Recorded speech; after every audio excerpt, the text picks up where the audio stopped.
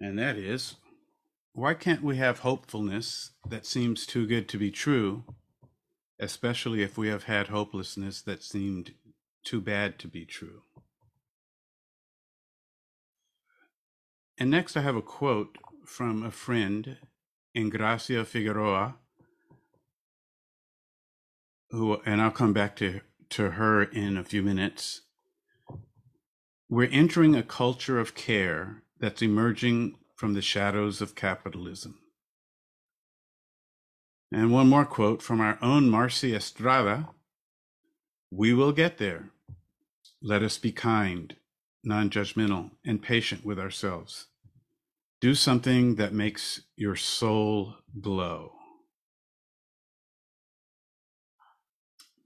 And I'm going to read our scripture for today, which it's about David. This is the context. David is now a fugitive of the state. The king, Saul, had sanctioned his assassination. And so this is what happens. David left there and escaped to the cave of Adullam. When his brothers and all his father's house heard of it, they went down there to him. Everyone who was in distress, and everyone who was in debt, and everyone who was discontented gathered to him, and he became captain over them. Those who were with him numbered about 400.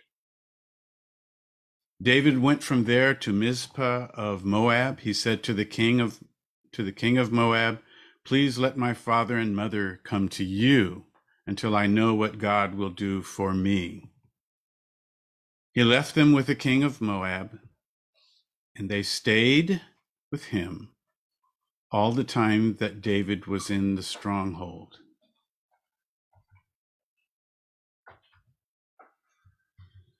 The people in this story would live in danger for years to come, but they also represented the future of their society.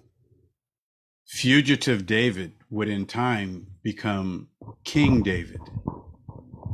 King Saul, who was trying to kill David, was invested in his nation's current state. David embodied a new society just by being himself. But you might not know he represented the future considering this present crisis. So who might represent the future for us? To whom should we look for leadership? Who right now is our David? And I'll come back to this. But first, let's look at the kind of folks that came to the cave of Adullam to meet David. Could one of them be the aforementioned Ingracia? Just a month and a half ago, on July 14th, I'll just quote her. Ingracia says, "I was traveling back from our nation's capital, where I went to represent Hand in Hand." It's an organization that we had represented on a Thursday a couple of months ago, at the Care Can't Wait Day of Action. It was a phenomenal trip where I, along with my friend and caregiver, Christine Lang, spoke about the crucial need for an investment in home care and home care workers. But on my way home, United Airlines destroyed the lifeline to my independence. My power wheelchair, which was custom built for my spinal cord injury. Christine and I were also treated with disrespect, and I sustained physical injuries from another broken manual wheelchair that I was forced to sit in for hours at the airport. The loaner power chair that United has provided doesn't fit me properly, and I'm unable to leave my home. And by the way, her wheelchair, I think, cost something like $30,000. Another friend, Susan, she and her siblings are seniors, and their mother needs special attention. As a last resort, they had to take their mom to a care facility in Mexico. because that's all they could afford. Or another friend, Grace. She's an undocumented Filipina working as a caregiver. She's been working as a caregiver for 30 years here in California. And she says, my country needs me, but doesn't want me. Now, I've had multiple conversations with Ingracia, Susan, and Grace. I've heard them tell their own stories. Whatever your experience is, tell your story, because your story could be in danger of extinction. After a while, your own story can start to feel like fiction, because the value of your story is in the telling. In some cases, your story doesn't even seem real until somebody else hears it. That's where you discover again how fearless you are. Stories get repressed. It's a way of coping, dissociation. And stories get forgotten. How many of us have a kind of emotional amnesia?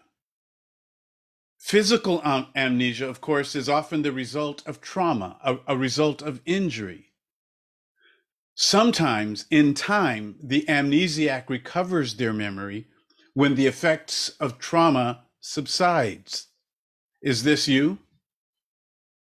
Years later, you begin to recall the severity of your own sorrow. We see this happening in our times as collectively Black, Indigenous, and people of color who have been severely damaged on these shores. We are recovering our memory because we have taken a breath to tell our stories, first to one another, but also to everyone who will listen. Anyone who will listen, because some people are not ready for your story. They may not be interested in hearing about your trauma or what caused your trauma. A few notes on the people who met David in the cave. They put their own lives at risk by identifying with David. Possibly they would be safer if they just stayed at home and kept their heads down. A later census would show that their nation was 1.3 million people strong. Those who went with David numbered 400 souls, including the distressed, those in debt, and the discontented. So they were a very small part of the population. And the 400 had more faith in David, who had lost everything, than they did in King Saul, who had everything, because Saul was obsessed with himself and retaining power. I've tried to imagine what it was like inside the cave of Adullam, and I'm pretty confident of one thing. It's unlikely that the mood was gloomy. I think they were hopeful, without a plan, no idea what the next steps were, but hopeful. They were gloomy before they left everything behind and headed for the cave. Before, they may have felt alone and isolated and powerless. But now, even though we have no idea of what comes next, we do have one another. They brought their fragments of hope, each of them, into one place. And I can't express how empowering that can be. There had to be a lot of love in that cave. People who are in trouble draw near more easily to those who can relate to them. They draw near to people who see them, people who hear them. Empathy. In David's cave, there was so much love that later we find that some of them were willing to lay down their lives for David the fugitive. David, among other things, was a composer and musician. And I wonder what it sounded like in that cave. Did 400 folks stand up and sing together?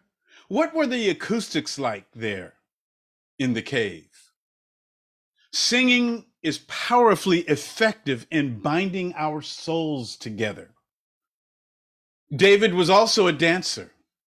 I wonder if the atmosphere drew them together to celebrate such relief, such joy, while living with incredible pressure. These 400 souls that joined David, the distressed, those in debt, and the discontented, were a very small part of the population. But there were many more people who loved David the fugitive. But to follow David was to step outside the law. Some might have called David an illegal. To follow David was to step outside the law. Allow me to remind you of the words of Dr. King. A just law is a man-made code that squares with the moral law or the law of God. An unjust law is a code that is out of harmony with the moral law. One has not only a legal, but a moral responsibility to obey just laws. Conversely, one has a moral responsibility to disobey unjust laws. And King also quoted Augustine's teaching that an unjust law is no law at all. So I ask, what do we do when the law and the enforcers of law uphold an immoral and inhumane code? What do we do when the law restricts our ability to vote? And you may have heard that just this past Monday, the distinguished and heroic civil rights attorney Benjamin Crump filed a federal civil rights lawsuit against the Beverly Hills Police Department that claims the department launched a Rodeo Drive task force engaged in a practice of harassing Black people on and around Rodeo Drive. The lawsuit alleges that in the year 2020, 105 of 106 people arrested by the department were Black. Some were skateboarding, scootering, jaywalking, and some were just going to or going from work. Back to the 400. Please know that when they stepped outside the reach of the law, the immoral law, these 400 represented more than themselves. They had many more people cheering for them. This small group embodied the masses. The masses may have had to stay behind in order to survive, because when you are part of a totalizing system that forces everyone to participate in it, it's hard or even impossible to exit that system, even while critiquing it and being victimized by it. As things become more desperate, we will need people who are willing to break immoral laws, and even more people to cheer them on. Desperation caused the 400 to leave everything behind, but they were also motivated by love. In our times of desperation, we need more love. We read that everyone who was in distress, everyone who was in debt, and everyone who was discontented gathered to David, because David was a credible, a believable ally. King Saul wanted to kill David, and David hadn't even done anything wrong. David was being treated as an enemy of the state, but he did not see the state, the king, as his enemy. And it's kind of mind-bending how David loved King Saul while Saul was trying to destroy him. Another piece to all of this is that David had to secure his own parents, who joined him in the cave. Because of their son, they had been exposed to risk. Friends helped David find safe haven for his mother and father, because older folks were not cut out for the perilous journey that lay ahead. They were in distress, in debt, and they were discontented. Some people are distressed because of immediate troubles, like kids and their families returning to school with uncertainty because of COVID-19. And think of college students who are unable to find a place to live this term. Think of 8 million Americans right now who are behind in their rent. Would you be surprised to discover that your rideshare driver or your waitress or your barista or your plumber arrived to work after having spent the night in their car? Some stressors are things that haven't yet happened, but could happen. There's so much uncertainty. That's a word that we started hearing more in 2020. uncertainty. But uncertainty is our best friend if we don't respond to it in fear. Uncertainty can have surprising outcomes. See, almost a decade later, David would ascend to the throne. Until then, his friends, his family, these desperate people only represented the possibility of systemic change. Who right now represents humanity's future? You've heard the saying, the future is female. I agree, except I think the future is female and super gay. Black women have always been a revelation, but these days they are rocking academia, business, politics, entertainment, social activism, medicine, literature. They are shining in courtrooms, research laboratories, and the future is definitely indigenous.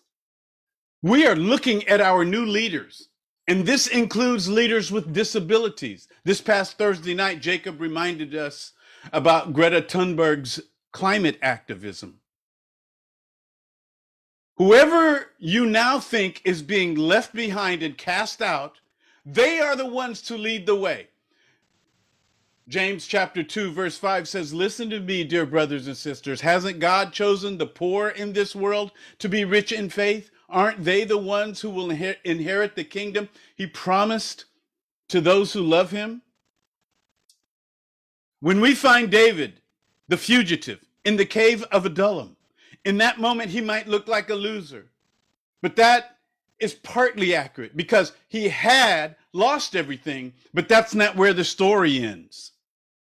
Plus, generations after this, history would give us another David. This one would be called Jesus. The masses flocked to Jesus, another person who would lose it all.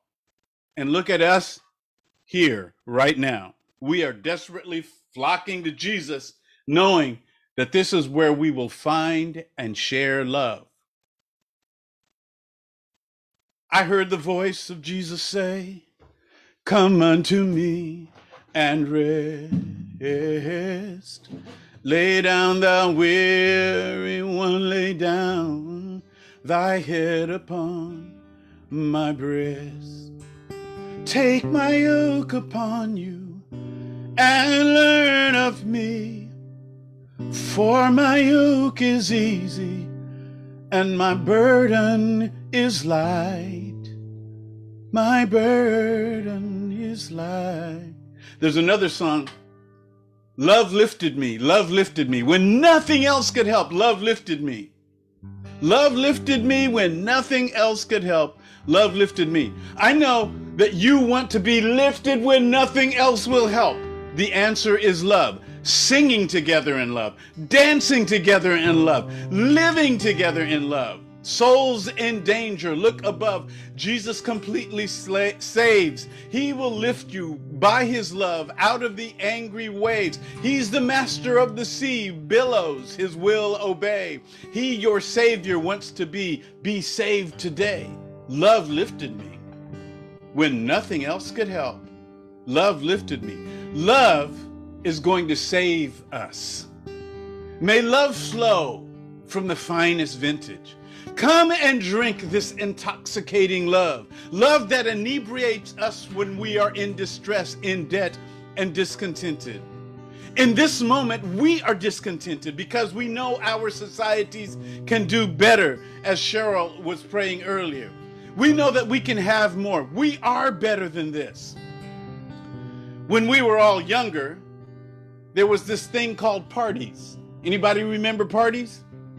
We had parties for birthdays, graduations, weddings. In college, we had parties because it was the weekend. So you might recognize this scene. People file into the location. Let's say somebody's backyard. Everybody's kind of rigid, maybe feeling a little awkward, until the wine is poured. The guests start to loosen up. Maybe unconsciously, they start to move to the sound of music. Then somebody begins to dance. Next thing you know, everybody's bouncing to the sound. Then a song comes on that everybody recognizes. And folks start singing. Some are dancing and singing with glasses of wine in their hands. Then they get louder. This is how we do it. Or celebrate good times. Woo-hoo. And then suddenly, you hear a splash. Someone just got pushed into the pool. Now, everywhere you look, people are going feet first into the water. Today, Spirit welcomes us to the party. But in this case, what is being poured is not wine, but love. Love loosens us up. Love makes us dance. Love makes us sing. And the pool is not filled with water, but with the wine of divine love. So even if we don't have a plan, even if we don't know what next steps are, drink up, everybody. Jump into the pool. We can have joy no matter what.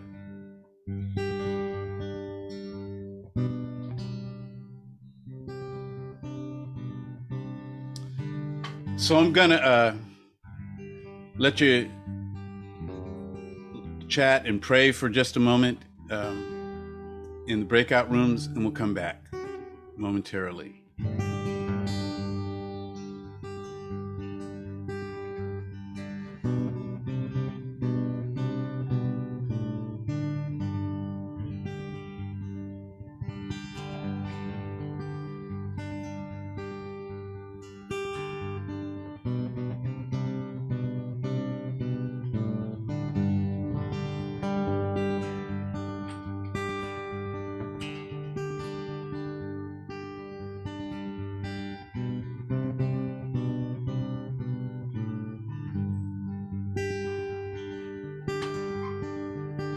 Ooh, child, things are gonna get easier.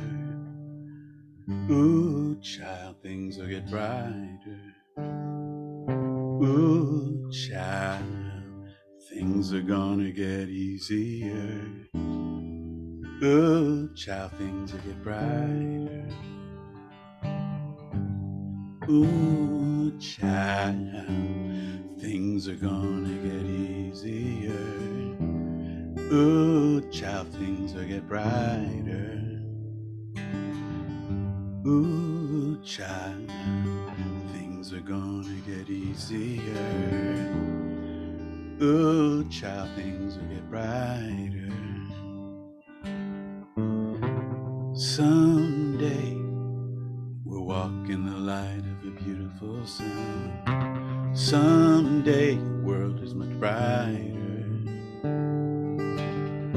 Someday we'll get it together and we'll get it undone. Someday when the world is much brighter. Ooh, child, things are gonna get easier. Ooh, child, things will get brighter. Ooh, child, things are gonna get easier. You child, brighter.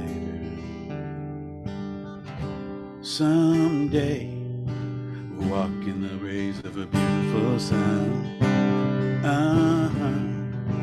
Much brighter. Someday we'll get it together and we'll get it undone. Someday when the world is much brighter. Ooh, child, things are gonna get easier. Ooh, child, things will get brighter. Ooh, child, things are gonna get easier. Ooh, child, things will get brighter. Someday, walk in the rays of a beautiful sun. Someday, brighter. Someday, yeah, we'll get it together and we'll get it undone. Someday your world is much brighter.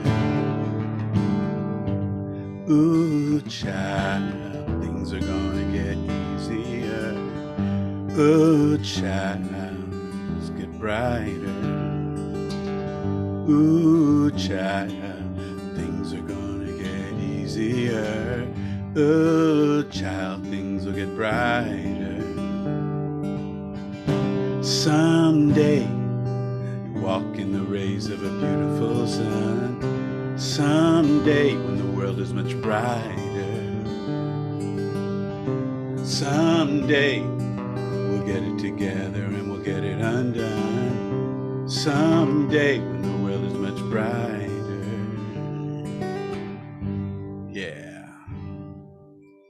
All right, my people. Pastor Moore, can I just start real fast by saying very rarely do I come across somebody whose energy exceeds mine, but man, I love when you're on fire. You brought it today. I'm sitting over here like those people in that cave, all excited. Let's start singing. I'm singing with you right now. I love you. Hey, Clint, just bounce it to somebody else, would you?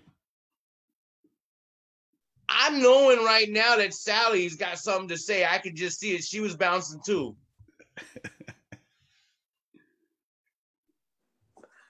Gee, Glenn, this is me bouncing. No, we were all saying that was really good, a breath of fresh air, just what we needed. But of course, Jacob had the thumper question of what you do when God tells people to do two different things. You know, kind of how do we deal with disagreements when one person feels I'm definitely right and the other side feels I'm definitely right.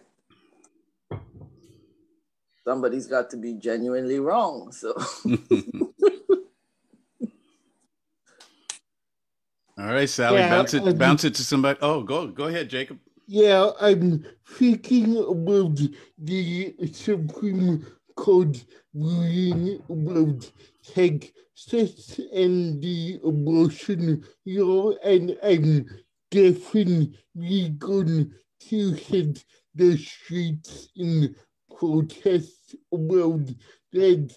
But I know many people who I respect have agreed for the Supreme Court protecting life, and I'm like, is that in unjust law where we can't agree? Even what did God think that law is unjust because it is like 50-50. Do you know what I'm saying? I get it. I think so. Jacob, would you go ahead? And that's a powerful question. Go ahead and bounce it to somebody else. I'll bounce it to Kenichi and Sayuri.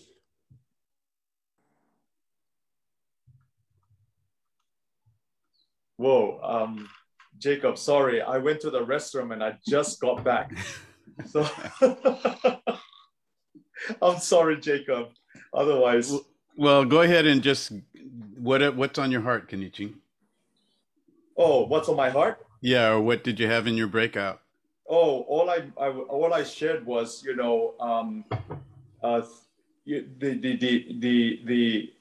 people that represent the future. What I shared was that many times when I'm walking or in my private time, I have been thinking how the next general election, the 4 years later, I think of my son, and especially the generation behind him who are, say, 14, 15-year-olds that didn't vote this past general election, but they are now coming up and they will be eligible as 18-year-old adults, and how their values are very different from the current, self-centered, nationalistic, extreme right-wing agenda, and how their voices are going to we won't hear these voices right now. They may not be as loud as what we hear from the Capitol Hill right now, but they are talking. They are coming, and I believe that, you know, when I think on Thursday you mentioned about Greta, she is like a symbol of what's coming up, and I think agenda like climate change is going to be a huge matter for this generation, and what we thought was impossible right now is going to be possible and come to reality in 4-8 years. Completely different, and we're going to see a complete different leadership in the political atmosphere. So that gives me hope, and that's what I find myself groaning in my spirit many times and praying and lifting them up. So that's, you know, essentially gives me hope, holding on to that.